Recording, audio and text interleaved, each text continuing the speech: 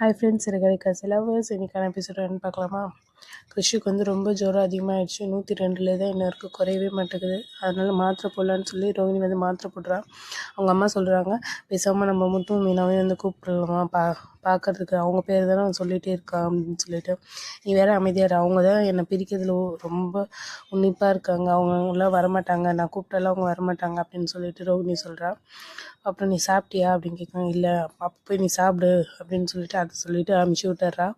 அதுக்கப்புறமா இங்கே வந்து என்ன காட்டுறாங்கன்னா, எல்லோரும் காஃபி குடிச்சிட்ருக்காங்க. அப்போ வந்து உங்கள் வீட்டில் ஒரு விஷயம் சொல்லணும் அப்படின்னு சொல்லிட்டு அண்ணாமலை சொல்கிறாங்க. என்ன எல்லாரையும் கூப்பிட்டு வச்சுருக்கீங்க அப்படின்னு விஜய் கேட்கும்போது, சொல்கிறேன் வெயிட் பண்ண அப்படின்னு சொல்லிட்டு மூஞ்சல் அடிச்ச மாதிரி சொல்கிறாங்க. அதுக்குள்ளே வந்து அப்புறமா மனோஜ் கேட்குறேன், நீ வந்து இப்போ தனியாக இருக்கல்ல, அதனால் நீ வந்து கட்டில் வெளியே வந்து படுத்துக்கோ, முத்துவும் மீனாவும் உள்ளே படுத்துக்கிட்டோம் அப்படின்னு சொன்னது தான். நாளை படுக்க மாட்டேன், நாளை படி என் பையனா பெரிய பையன், அவன் நல்லா படித்தவன், அப்போ இவங்களாம் என்ன படிக்காதவங்களா அப்படின்னு வாக்குவாதம் ஸ்டார்ட் ஆகிடுச்சு. இது வேணால் உங்களுக்கு தேவைன்றப்போ வேணால் ரூமில் போய் எழுந்துக்கிட்டோம் அப்படின்னு சொல்லும்போது எல்லோரும் என்ன பேச்சு பேசுகிற, படித்தவன் அண்ணிலாம் படித்தவன் மாதிரியா நீ பேசுகிற அப்படின்னு சொல்லி திட்டுறாங்க எல்லோரும். அதுக்கப்புறமா திருப்பி நான் சொல்கிறேன், அவங்க இங்கே தான் இருக்கணும், இல்லைப்பா நாங்கள் இங்கே இருந்துக்கிறோம்ப்பா அப்படின்னு சொல்லிட்டு முத்துவும் மீனாவும் சொல்கிறாங்க. அண்ணாமலை வந்து இல்லைப்பா நீங்கள் உள்ளே போயிருங்க, நீங்கள் தான் புருஷன் முன்னாடியே இருக்கீங்க, இப்போ அந்த ரூம் எடுத்தாலும் ரவியும் வந்துடுவா, சாரி ரவி இருக்கால ஸ்ருதி வந்துடுவா, இப்போ சண்டைனால தான் போயிருக்கா, இவ வந்து ரோகிணி வந்து அப்படி கிடையாது, இவங்களோட டைவர்ஸ் வாங்கணுமா, அதுக்கப்புறம் கல்யாணம் பண்ணணுமா, எவ்வளோ இருக்குது, அதுக்கு இன்னும் நிறைய நாள் இருக்குது, நீ வந்து அந்த ரூம் எடுத்துக்கோ அப்படின்னு சொல்லிட்டு சொல்கிறாங்க. அதுக்குள்ளே முத்து மீனவும் சரி நம்ம அப்பா சொல்கிறாரு நம்ம உள்ளே போகலாம் அப்படின்னு சொல்லிட்டு சொன்னோடனே, இந்த நம்ம கட்டில் நம்ம எடுத்துக்கலாம், அந்த கட்டில் தூக்கி வெளியே போட்டுடலாம் அப்படின்னு சொல்லும்போது அங்கேருந்து கதவுலேருந்து மனோஜ் இதெல்லாம் பார்த்து முறைக்கிறாரு. அப்புறமா ரோகிணி வந்து ஸ்ருதிக்கிட்ட வராங்க, எப்படி உங்கள் வாழ்க்கையில் எப்படி போகுது அப்படின்னு சொல்லிட்டு. நான் சூப்பராக இருக்கேன் அப்படின்னு சொல்லிட்டு ஸ்ருதி சொன்னோடனே, என்ன நீங்கள் எப்படி சொல்கிறீங்க, என் வாழ்க்கை மாதிரி தான் உங்கள் வாழ்க்கை, அதை நீங்கள் தான் பெருசாக எடுத்துக்கிறீங்க, லைஃப்பில் இது ஒரு பார்ட், அவ்வளோதான், பிஸ்னஸே நான் பார்த்துக்கிறேன், நான் நல்லா தான் இருக்கேன் அப்படின்னு சொல்கிறாங்க. அதுக்கப்புறமா மீனா வந்துடுவான், உங்களை தான் நான் பார்க்க வந்தேன் அப்படின்னு சொல்லிட்டு சொல்லுவாள். ஏன் திருப்பி ஜெயிலில் பிடிச்சி போடுவா, பொய்யான கம்ப்ளைண்ட் கொடுக்குவா அப்படின்ட்டு. அது நீங்கள் வந்து உங்கள் ஃப்ரெண்ட்ஸ்லாம் என்னை அடித்தாங்க, அதனால தான் நான் பொய்யா கொடுத்தேன் அப்படின்னு சொல்லிட்டு சொல்கிறா. அதுக்கப்புறம் உங்ககிட்ட ஒரு முக்கியமான விஷயம் பேசுறதுக்கு தான் வந்தேன். ஐயோ சாமி நீ எதுவும் பேச வேணாம், நீ பேசினாலே எனக்கு ஆபத்தில் தான் போய் முடியுது அப்படின்னு சொல்லிட்டு சொல்லிடுறா மீனா.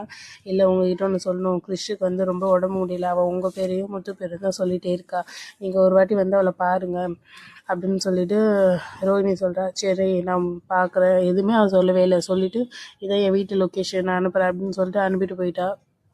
ஸ்ருதி சொல்கிறா, நீங்கள் என்ன நினைக்கிறீங்க, போகிறீங்களா இல்லையா அப்படின்ட்டு. இல்லை நான் அவர்கிட்டையும் பேசணும், மாமா கிட்டே பேசணும், அத்தைக்கிட்ட பேசணும், அதுக்கப்புறம் தான் நான் முடிவு எடுக்க முடியும் அப்படின்னு சொல்லிட்டு மீனா சொல்கிறா. அதுக்கப்புறம் பார்த்தா விஜயா வந்து அவங்க ஃப்ரெண்டு வீடு இருக்கும்ல, அவங்க வீட்டை ஓப்பன் பண்ணல, எங்கே அது ரெண்டும் காணாமா அப்படின்னு கேட்குறாங்க. அது ரெண்டும் ஏதோ அவார்டு வாங்க போகுது, அதனால போயிடுச்சு அப்படின்ட்டு சொல்லிட்டு சிந்தாமணியும் விஜயாவும் உள்ளே உட்காந்து பேச போகிறாங்க. உங்கள்கிட்ட நான் சொல்லணும், எனக்கு ஒரு பொண்ணு பார்த்து சொல்லுங்கள் அப்படின்னு சொல்லிட்டு. எப்படிப்பட்ட பொண்ணு மாஸ்டர் பார்க்குறீங்க அப்படின்னு சொல்லி கேட்கும்போது இவன் வந்து விஜயா வந்து எல்லாமே சொல்லிகிட்ருக்கா.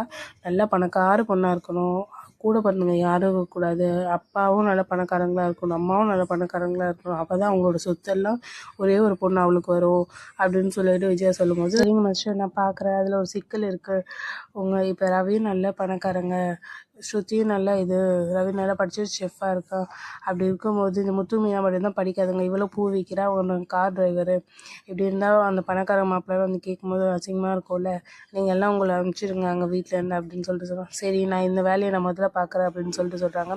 சின்னமணி உங்களுக்கு ஒரு பொண்ணு இருக்குல்ல, அந்த பொண்ணு எல்லாம் எனக்கு தெரியுங்களா அப்படின்னு சொல்லிட்டு கேட்குறா விஜயா. என்ன மாஸ்டர் இப்படி கேட்குறீங்க, பொண்ணு வெளிநாட்டில் படிச்சுட்டு வந்து உங்கள் பையனை எப்படி கல்யாணம் பண்ணிப்பா, அதுவும் உங்கள் பையனுக்கு வந்து ஒரு வாட்டி கல்யாணம், இப்போ 2வது வாட்டி கல்யாணம், ஊரை சுற்றி கழை வாங்கி வச்சுருக்கான் அப்படின்னு சொன்னோடனே விஜயாவுக்கு வந்து மூஞ்சே சுருங்கிட்டுது. அப்போ எல்லார் பொண்ணும் அப்படி தானே நினைப்பாங்க அப்படின்னு சொல்லிட்டு, சரி கோவப்படாதீங்க, நான் வந்து நீங்களும் நானும் சம்மந்தி ஆயிடலான்னு நினச்சேன் அப்படின்ட்டு. ஆமாம் நீயே கொஞ்ச நாள் நடு ரோட்டில் நிற்க போகிற, உனக்கு நான் சம்மந்தி அப்படின்னு சொல்லி சிதாமணி நினைக்கிறாங்க மனசில். அதுக்கப்புறம் சரி நான் அந்த மீனாவை எப்படியோ வெளியே அனுப்புகிறேன் அப்படின்னு சொல்லிட்டு அதை முதல்ல செய்யுங்க, நானும் பொண்ணு பார்க்குற வேலையை ஸ்டார்ட் பண்ணுறேன் அப்படின்னு சொல்லிட்டு சிந்தாமணி சொல்கிறாங்க.